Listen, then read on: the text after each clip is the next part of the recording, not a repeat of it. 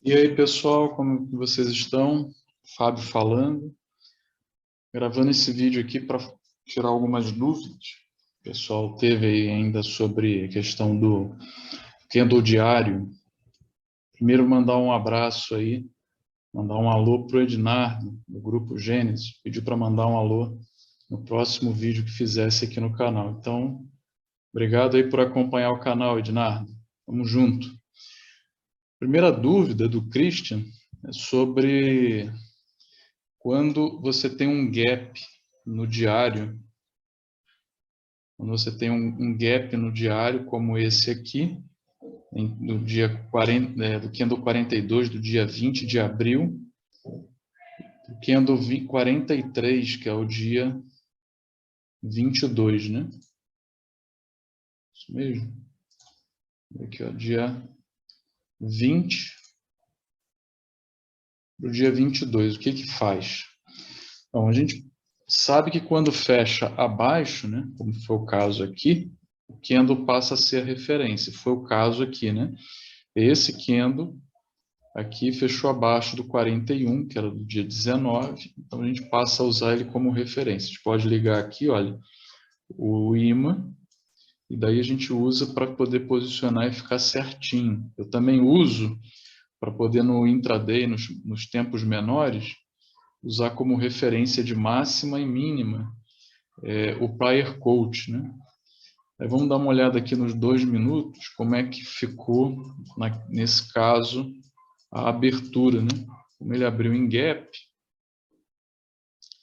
aqui, ó, 115,715, era a mínima, né?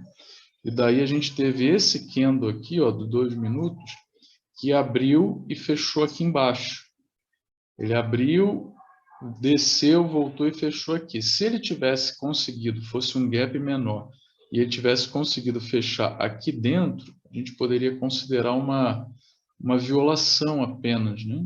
Ele voltou para dentro dos limites aqui do candle do dia 20, mas não foi o que aconteceu, ele fechou aqui embaixo. Então, o que a gente precisa fazer? Puxar, volta aqui, desliga ali o imã, e a gente puxa até que a gente consiga englobar, que a retração consiga englobar o candle. Você vê que aqui ele ainda fechou abaixo, tá vendo? Daí o que a gente faz? A gente puxa mais uma linha. Então, o 715 vai ficar aqui, né? E agora o candle está dentro dos limites. Ele não conseguiu chegar ainda no primeiro candle na resistência, que agora isso aqui, perdão, no suporte, que os 114,021 se tornariam, e nem na resistência, que seria nos 114,746. E aí, ó, ele bateu e fechou abaixo. Quando ele fechou abaixo, você espera uma confirmação, o candle seguinte não rompeu ainda a mínima do candle que fechou abaixo, então você não faz nada ainda. E quando ele vier para baixo e fechar perdendo a mínima do candle, aí você puxa mais uma linha. Então, 114, os alvos viriam para baixo, né? Você vê que agora, olha, deixa eu acertar aqui, ó. Tá vendo por que eu gosto de usar a linha? Porque fica mais fácil, né? De você visualizar. Você vê que o que antes ele tinha perdido a linha aqui dos centros da primeira retração, quando você puxa, a linha seguinte já passa a servir de suporte. Olha. Aí ele perdeu, voltou, fez pullback. Por isso que é bom sempre já puxar e deixar, mesmo que ele não tenha dado continuidade no movimento, porque você enxerga o que está acontecendo. Nesse caso aqui, se você viu esse retorno, esse pullback na linha, você poderia fazer uma entrada com 3 possíveis alvos, né?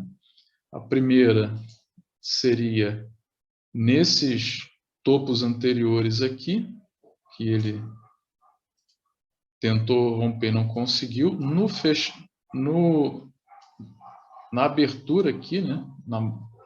No corpo do candle anterior e na máxima desse segundo candlezinho aqui, ó, que foi testado. E o terceiro teste, o terceiro alvo, é os 114.665. Por que você não deve imaginar de prontidão que ele vem fechar esse gap? Porque ele abriu o alvo para baixo. Lembra? A gente puxou a linha porque ele abriu o alvo para baixo. Então, o primeiro pensamento é que ele vai cumprir esses alvos menores. A gente só vai pensar em fechamento de gap se ele superasse a máxima, aí voltasse para fazer um pullback para dar sequência. Ou você poderia fazer uma entrada com uma barra ignorada também, né? Se ele rompe aqui, por exemplo, deixa uma barra ignorada e continua o movimento, você poderia botar no rompimento da barra a entrada com stop na mínima. Mas, por enquanto, não é o que a gente está vendo. Olha. Ele veio, bateu no primeiro alvo. Se você comprou aqui, você poderia fazer uma parcial nesses topos. O segundo é o fechamento ali. Ele foi também, mas ele não foi, por enquanto, na linha lá, né? Na linha do que seria a resistência anterior. E aqui ele perde o fundo novamente. Então, o que você espera agora? A mesma coisa que nós falamos, ou um retorno para fazer um pullback, ou uma barra ignorada. Se tiver um ou outro, você poderia fazer a entrada, stop aqui, né? Agora, já fez pontos parciais, ou você pode botar o stop na própria barra ignorada ou no pullback, né? É um pouco mais arriscado você ser violinado, mas também é possível de fazer isso, né? Vamos ver. Opa, deu uma barra ignorada ali, ó. Entrada na mínima da barra. Aí você tem duas opções de stop. Um stop menorzinho, com maior risco de ser violinado aqui, ou um stop aqui. Vamos ver quantos pontos dava até ali em cima, mais ou menos. Ter uma ideia. 400 pontos. É um stop maior, né? E aqui deu um pouco menos de 100, né? Então vamos pegar aqui e deixar stop aqui e dar continuidade para ver. Deixar um tique acima ali. Aí ele veio, mastigou. Ficou ali de lado, de lado. Vamos ver quanto que deu aqui. Nesse padrão ali, muita gente usa 320 pontos. Muita gente usa esse padrão aqui como um padrão de reversão, né? Ele foi, não bateu ainda lá, ficou na faixa aqui da barra ignorada, fez um doji, perdeu o doji. Dava até uma outra entrada ali se a pessoa quisesse. Novamente o padrão. Ó. Essas 4 barras aqui. Se você viu o padrão e pensou em sair ali, ou fazer um outro parcial, mais 420 pontos. Aí ele volta, começa a subir. Opa, fazendo de novo aquele padrãozinho. Voltou na barra, mas ainda não deu stop. Lembra que o stop está aqui, né? Em cima da barra ignorada. Opa, padrãozinho. Aquele de F80 agora, né? Vamos ver o que vai acontecer. Começou a descer. Descer, descer, descer. Ficou de lado, de lado. Desceu mais um pouquinho, voltou. Opa, tá indo, bateu no alvo. Então, dali até o alvo, 770 pontos. Um belo gain, né? Entrou aqui também, chegou a pagar 800 pontos. 140 pontos, um belo gain. E aí a gente pode ir fazendo as operações dessa forma. Ó. Foi na linha de baixo. Então, se você viu esse movimento, poderia fazer parcial e sair aqui, esperar um novo movimento, como esse retorno, né? Ou se você não saiu, só fez parcial, continuou no trade, ele chegou a pagar 1.200 pontos, né? E ele foi para baixo da linha, a gente teria que puxar de novo. A linha, vamos ver aqui, ó. Mas ele voltou depois para cima da linha e acabou o dia. Aí, como esse dia fechou abaixo, esse candle agora vai passar a ser o candle de referência. Vamos botar aqui de novo, olha. Puxa para cá, puxa para cá. Tirar o ímã, vamos voltar lá no 2 minutos. Então, ele abriu também com um gap pequeno, mas abriu, tá vendo? Ele abriu aqui, ó.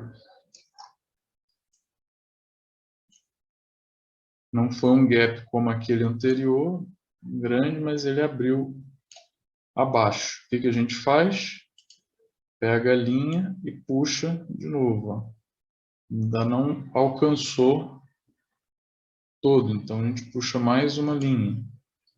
E agora, ele está no meio do caminho, entre uma resistência e um suporte. O que a gente faz?